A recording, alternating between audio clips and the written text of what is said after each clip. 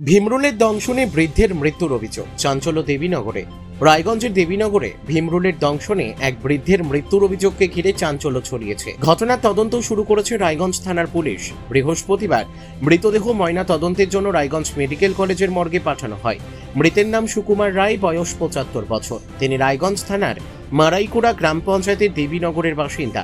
পরিবার সূত্রে জানা গিয়েছে, বুধবার দুপুরে স্নান সেরে পুজোর জন্য ফুল তুলতে গিয়ে ফুল গাছে থাকা ভীমরুলের চাক দেখতে না পেয়ে তিনি একঝাঁক ভীমরুলের আক্রমণের শিকার হন। স্থানীয়ভাবে ঔষধ খেয়ে তিনি নিজেকে সুস্থ বলে দাবি করায় হাসপাতালে যেতে রাজি হননি। রাতে খাবার খেয়ে শুয়ে পড়লেও ভোর রাতে তার শারীরিক অবস্থার অবনতি হয়।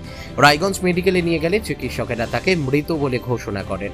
মৃতের জামাই বাবন কুমার দাস ঘটনাটির কথা জানিয়েছেন। কি নাম আপনার? আমার নাম বাবন দাস। কি হয়েছে ঘটনা? কি বললা ভীমরুল কামড়িয়েছে কাকে কামড়েছে? আমার শ্বশুর মশাইকে। কিভাবে কামড়ালো ঘটনাটা বলুন দেখি। ঘটনা হলো দুপুরবেলা স্নান করে পুজোর ফুল উঠাতে গিয়েছিল 1-1:30 নাগাদ। কালকে? হ্যাঁ, গতকাল। আচ্ছা। তখন হচ্ছে ভীমরুল কামড়া 15 থেকে 20টা, তারপর কি মাথা থেকে সারা শরীর। তারপরে ব্যথা জ্বালা যন্ত্রণা করতেছিল, দোকান থেকে ওষুধ কিনে যথারীতি খাওয়া দাওয়া করে।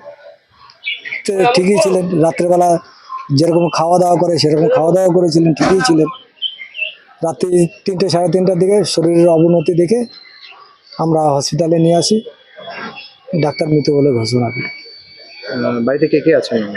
ওনার ওয়াইফ আছে, ছেলে আছে। কি নাম যে মারা গেছে? তার নাম হচ্ছে সুকুমার রায়। কি করেন উনি? বাসায় ছিলেন।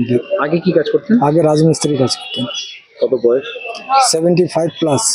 এই মানে এরকম ঘটনা শুনে ফুল তুলতে গিয়ে ভেঙে তেমন মারা যাওয়ার এরকম ঘটনা কখনো শুনেছেন? হ্যাঁ হ্যাঁ হ্যাঁ, অনেক শুনেছি। তো তাহলে আগেই ওনাকে হাসপাতালে মানে হাসপাতালে আসার জন্য ওনাকে অনেকবার রিকোয়েস্ট করা হয়েছে। উনি বলছে তো আমার তো সেরকম কিছু প্রবলেম নেই, আমি কেন যাব। উনি আসতেই যাচ্ছিলেন।